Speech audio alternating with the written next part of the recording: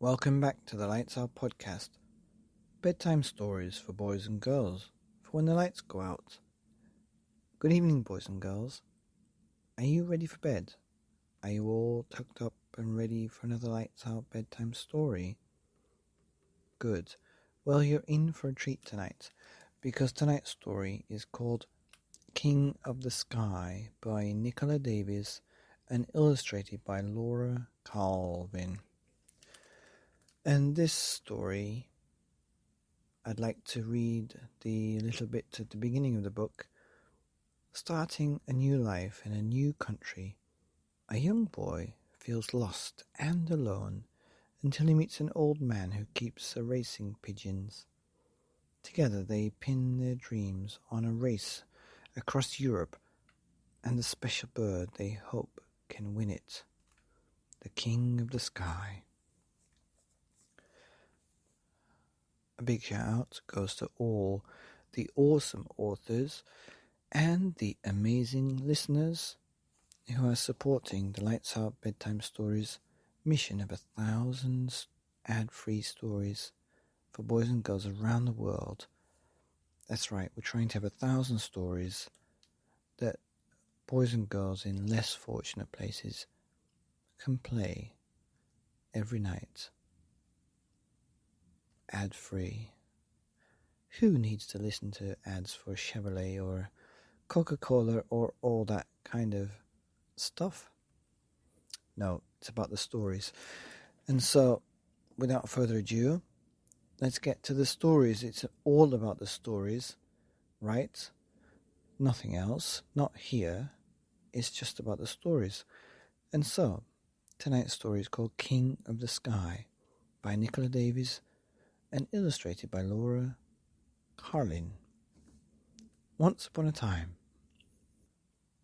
it rained and rained and rained. Little houses huddled on the humpback hills. Chimneys smoked and metal towers clinked. The streets smelled of mutton soup and coal dust. And no one spoke my language. All of it told me, this is not where you belong. Just one thing reminded me of home, of sunlight, fountains and vanilla smell, of ice cream in my nonna's gelateria. It was Mr. Evans' pigeons in their loft behind my house, cooing as if they strutted in St. Peter's Square in Rome.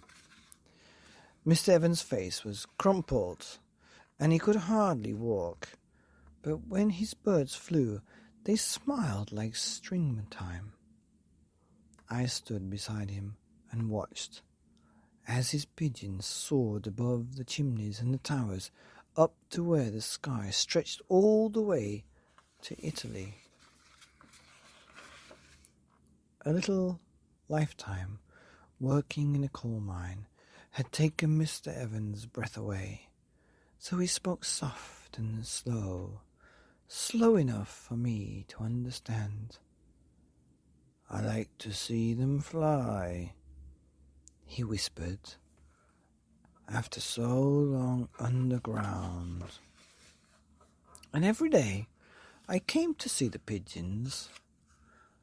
I'm training them to race, Mr. Evans said, and this one's going to be a champion.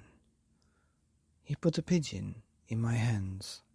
I felt its small heart racing underneath my fingers, and the push and the power of its wings. Its head was whiter than a splash of milk, and its eyes blazed fire.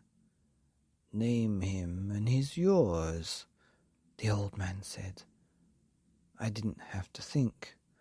Re del cielo, I replied. King of the Sky. Mr. Evans showed me how to catch the birds and to slip them into a basket. Then we'd wheel the basket to the station in a barrow. How far today, then, Mr. Evans? The station master would ask. My friend would name a station up the line, 5 miles, 10 miles, 20 miles away. a little farther every time. They don't need a map like we do, Mr. Evans told me. They're born knowing how to find their way. All they need is a bit of practice. Back at the loft we'd wait, eating Mr. Evans' Welsh cakes and squinting up into the sky. "Look out now," Mr. Evans would say. "Keep those young eyes of yours well peeled." It never took them long. From places far away, places that they'd never been, the pigeons flew home straight and fast as arrows. But the pigeons with the milk-white head was always last. And still, Mr. Evans said he'd be a winner. "He's a hero," the old man wheezed, "like the pigeons in the war, carrying messages even when they were shot. Just you wait and see." Every day Mr. Evans grew a little weaker. By racing season he couldn't leave his bed. So I put the race ring on the pigeon's leg and took them to the station. I scoured the sky for their return and checked them in. Mr. Evans' bedroom wall was papered with their winnings, but not one of them for Re del Cielo, my king of the sky. He's got the wings for distance. Mr. Evans breathed. He's the race he's waited for. He handed me the entry form.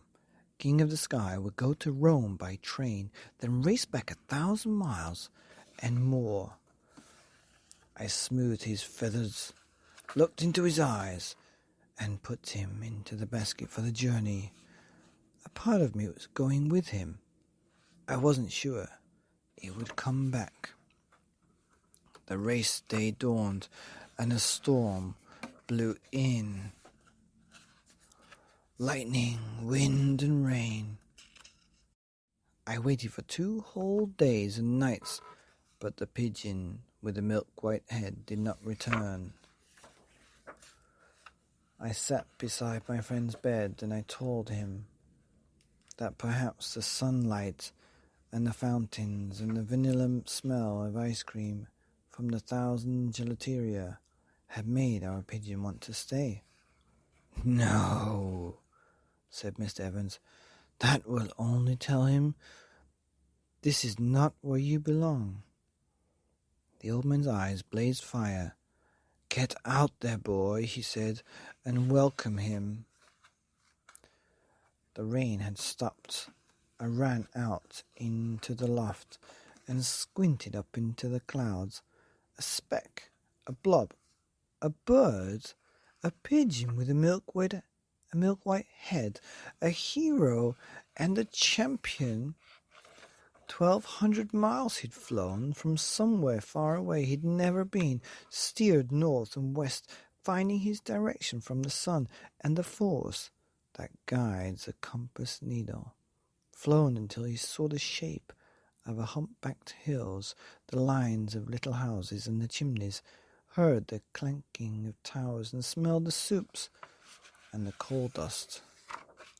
Flown down into the arms of the smiling, crying boy, the boy who knew at last that he was home. The end.